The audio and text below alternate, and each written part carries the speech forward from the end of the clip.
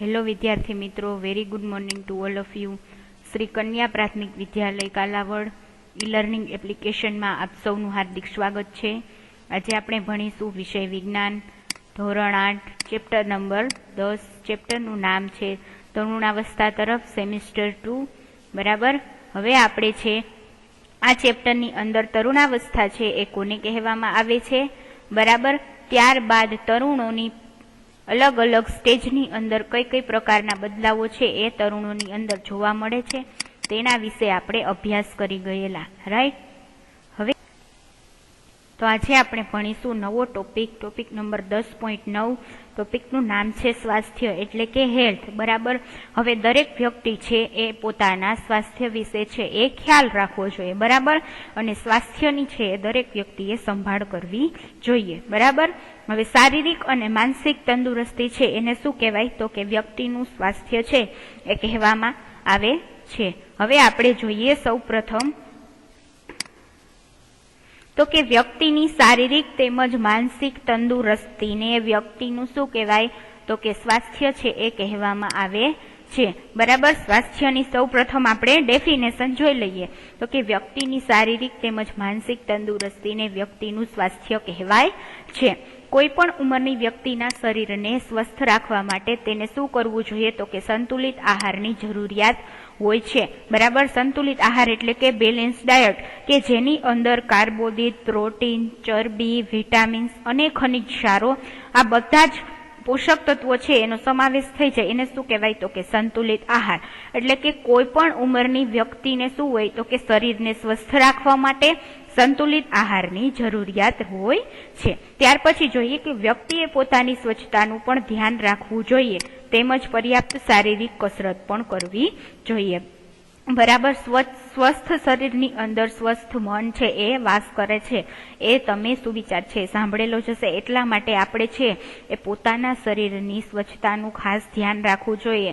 દરરોજ છે એ સ્નાન કરવું જોઈએ. એવી જ રીતે દરરોજ તમારે પર્યાપ્ત શારીરિક કસરત પણ દરરોજ તમારે કરવી જોઈએ. હવે તરુણાવસ્થામાં જ્યારે શરીર વૃદ્ધિ કરે છે ત્યારે નીચેની બાબત અત્યંત આવશ્યક છે એ થઈ જાય છે. બરાબર. હવે તરુણાવસ્થાની અંદર તમારું શરીર છે એ શારીરિક રીતે પણ વૃદ્ધિ કરે છે અને માનસિક પણ તમારી અંદર બદલાવો આવે છે. એટલા માટે તમારે તમારા મનને સ્વસ્થ રાખવું જોઈએ અને શરીરને પણ ચોખ્ખું રાખવું જોઈએ. બરાબર.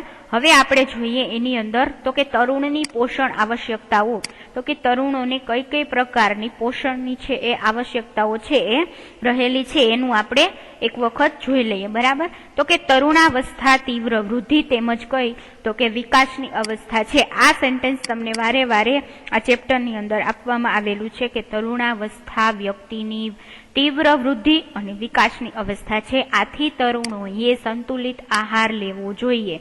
બરાબર.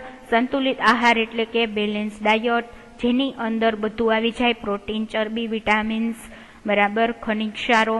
હવે ખોરાકમાં પ્રોટીન, કાર્બોદિત, વિટામિન, ચરબી તેમજ ખનિજ ક્ષારોના પર્યાપ્ત માત્રામાં હાજરી હોય એને શું કહેવાય, તો કે એને સંતુલિત આહાર છે એ કહેવામાં આવે છે.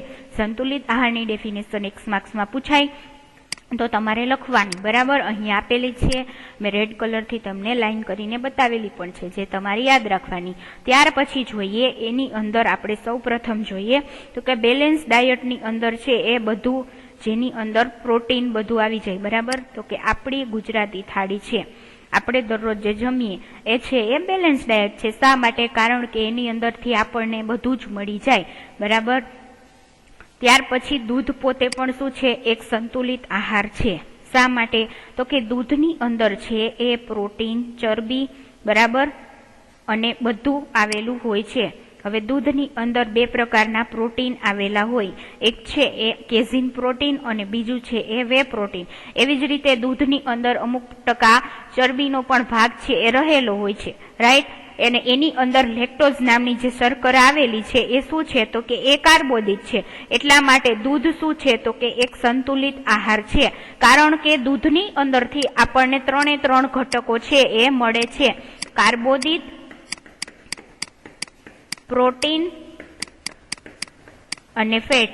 આ 3 છે એ દૂધની અંદર આવેલા હોય છે. એટલા માટે દૂધને શું કહેવામાં આવે, તો તો કે સંતુલિત આહાર છે એ કહેવામાં આવે છે. દૂધની અંદર 2 પ્રકારના પ્રોટીન હોય, બરાબર, એક વે પ્રોટીન અને બીજું કેઝિન પ્રોટીન, બરાબર. કાર્બોદિતની અંદર કઈ શર્કરા હોય તો કે લેક્ટોઝ નામની શર્કરા છે એ આવેલી હોય અને અમુક ટકા છે એ ફેટ આવેલું હોય છે. એટલે દૂધ શું છે? એક સંતુલિત આહાર. એવી રીતે ફળ પણ આપણને પોષણ આપે છે. ફળની અંદરથી આપણને છે સૌથી વધારે પ્રમાણમાં શું મળે તો કે વિટામિન્સ, બરાબર. એવી જ રીતે અમુક ખનિજ ક્ષારો છે એ આપણને લીલી પાંદડાવાળી શાકભાજીમાંથી મળે, બરાબર. એટલે કે ફ્રૂટ્સ છે એ રીચ સોર્સ ઓફ વિટામિન્સ છે, બરાબર. એટલે ફળ ખાવાથી આપણને સારા એવા પ્રમાણમાં શું મળે તો કે વિટામિન્સ મળે છે.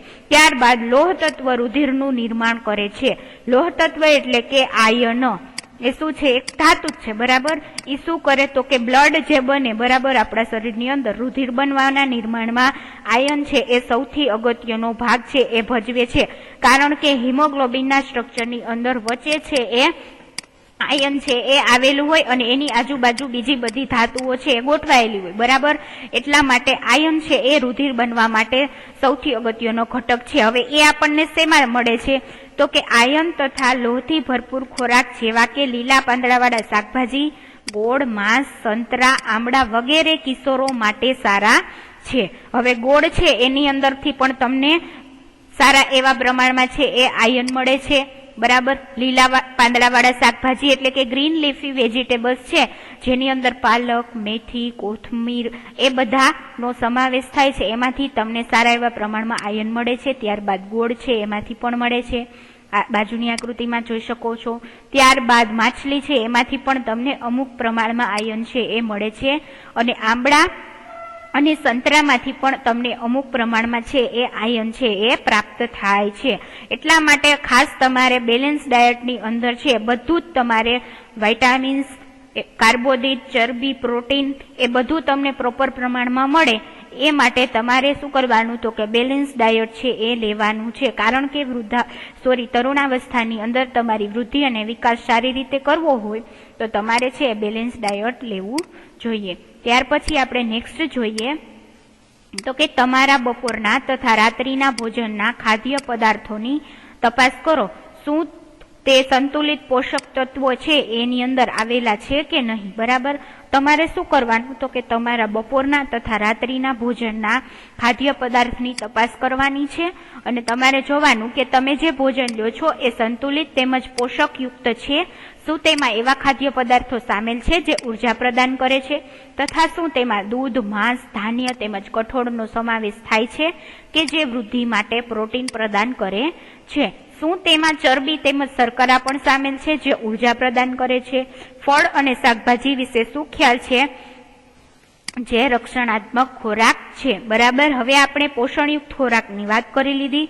હવે આપણને કીધું છે કે તમારે શું જોવાનું તો કે તમારા બપોરના તથા રાત્રિના ભોજનમાં તમે જે ખાદ્ય પદાર્થો લો છો એને તમારે ચકાસ કરવાની છે, ચકાસણી કે એની અંદર છે એ અલગ અલગ પોષક દ્રવ્યો છે કે હું જે જમવાનું લઉં છું, બરાબર, એની અંદર ધાન્ય તેમજ કઠોળનો સમાવેશ થાય છે. એવી જ રીતે દૂધ અને માંસનો સમાવેશ થાય છે કે જે આપણને શું આપે છે તો કે પ્રોટીન છે એ પ્રદાન કરે છે. શું તેમાં ચરબી તેમજ શર્કરા પણ સામેલ છે કે એની હું જે ખોરાક લઉં છું એની અંદર શર્કરા કોઈ પણ પ્રકારની અથવા તો ફેટ છે એનો સમાવેશ થાય છે કે નહીં, જે આપણને શું કરે તો કે સ્ટ્રેન્થ એટલે ઉર્જા પૂરી પાડે. એવી જ રીતે ફળ અને શાકભાજી છે એ હું લઉં છું કે જેમાંથી આપણને શું મળે તો કે ફ્રૂટમાંથી આપણને વિટામિન્સ મળે અને શાકભાજીમાંથી આપણને અલગ અલગ પ્રકારની આયર્ન્સ અને બીજા ઘણા બધા છે પોષક દ્રવ્યો આપણને શાકભાજીમાંથી પણ મળે છે, બરાબર. તો આ તમારે ચકાસણી કરવાની છે. ત્યારબાદ ચિપ્સ તથા પેકિંગ ફૂડ અથવા ડબ્બામાં બંધ ખોરાક સ્વાદિષ્ટ હોય છે પરંતુ તેને નિયમિત ભોજનના ભાગે ન ખાવા જોઈએ. શા માટે? કારણ કે તેમાં પોષણની માત્રા છે એ પર્યાપ્ત હોતી નથી. હવે બજારની અંદર છે એ ઘણા બધા પેકિંગ ફૂડ્સ તમને છે એ મળતા હોય છે, બરાબર. તમે સરસ મજાના પીઝા ને પાસ્તા ને એવી જ રીતે વેફર્સ છે એની પણ અલગ અલગ ફ્લેવર હોય, એવી રીતે ડબ્બામાં પેકિંગ ફૂડ છે એ પણ તમને બજારની અંદર મળતું હોય છે. એ તમને કેવું લાગે તો કે ખાવામાં એ તમને એકદમ ટેસ્ટી લાગે પરંતુ એની અંદર પોષણની માત્રા છે એ પર્યાપ્ત હોતી નથી. અને જંક ફૂડ ખાવાથી શું થાય તો કે તમારી શરીરની અંદર મેદસ્વીતાની અંદર વધારો થાય અને એના પરિણામે તમને બીજા પણ ઘણી બધી સાઈડ ઇફેક્ટ આવે, જેના લીધે ડાયાબિટીસ ને એવા બધા રોગો છે એ અમુક ઉંમરે તમને જોવા મળે છે. એટલા માટે જંક ફૂડને છે એ તમારે અવોઇડ કરવાનું અને પોષણયુક્ત આહાર છે એ તમારે લેવાનો છે. તમને અહીંયા બાજુની આકૃતિમાં જંક ફૂડ છે બતાવવામાં આવેલું છે, તો કે ચિપ્સ છે, એવી જ રીતે પેકિંગ ફૂડ છે, બરાબર, ડબ્બામાં પેકિંગ ફૂડ, ત્યારબાદ રેપરમાં પેક કરેલા તમને ફૂડ પ્રોડક્ટ્સ બધી મળતી હોય, બરાબર, બાલાજી પ્રોડક્ટ છે, તમે આકૃતિની અંદર જોઈ શકો છો કે તે જે તમને ખાવામાં તો એકદમ ટેસ્ટી લાગે, પરંતુ એની પોષણની માત્રા છે એ કેવી હોય તો કે એકદમ લો છે એ હોય છે. એટલા માટે તમારે શું કરવાનું તો કે ખાસ ધ્યાન રાખવાનું કે તરુણાવસ્થાની અંદર જ નહીં, દરેક અવસ્થાની અંદર તમારે શું કરવાનું તો કે બેલેન્સ ડાયટ છે તમારે લેવાનું છે. બરાબર, તો આપણો આ લેક્ચર છે અહીંયા કમ્પ્લીટ થાય છે. ત્યાર પછીનો નેક્સ્ટ પોઈન્ટ છે એ તમે નેક્સ્ટ લેક્ચરની અંદર ભણશો. Thank you.